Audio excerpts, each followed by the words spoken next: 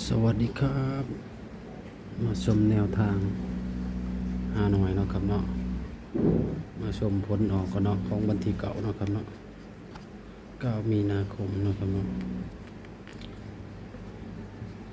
หาหน่อยพิเศษออก180แล้วก็70เนาะครับเนาะบ่มีเนาะครับเนาะหาหน่อยปกติออก580 40ก็ไม่มีเนาะครับเนาะเพราะว่าจับสูตรผิดเนาะที่จริงสูตรด่างเนาะไปเอาสูตรบนหาหน่อยพิเศษเนาะครับเนาะ37นี่เนาะ37มาแต่37เนาะครับเนาะ41บ่มีครับมี42เนาะครับเนาะมาเอาสูตรเดิมของเราเดินดีนาสิมาเนาะมื้อนี้เนาะมาเพราะว่าผ่านมา2 วันบ่เกิน3 วันเนาะครับเนาะนี่45 46 47 48 49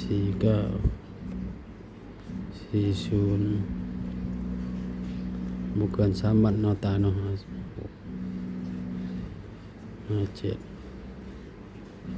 58 59 50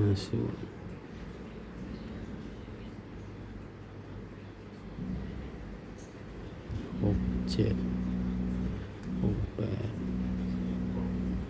69 60 78 79 70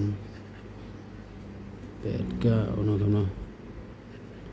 80เอาง่ายๆนะครับ09456ครับเนาะ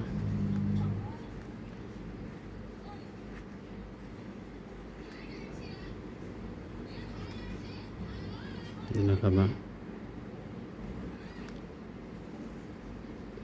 อันนี้หาเนาะครับเนาะ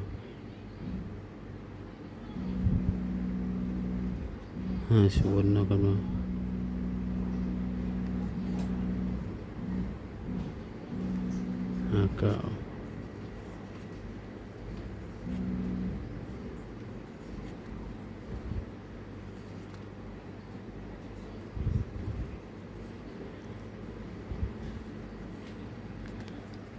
นี่นะครับเนาะมาฟังคำเตือนเนาะครับเนาะสูตรเป็นแค่เพียงแนวทางเนาะครับเนาะ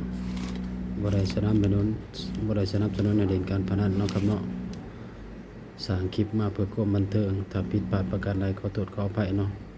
พิจารณาให้ดีก่อนนำไปใส่เนาะครับเนาะเพราะว่าคนทับสร้างคลิปมาก็บ่ฮู้ว่าสิออกหยังเนาะครับเนาะ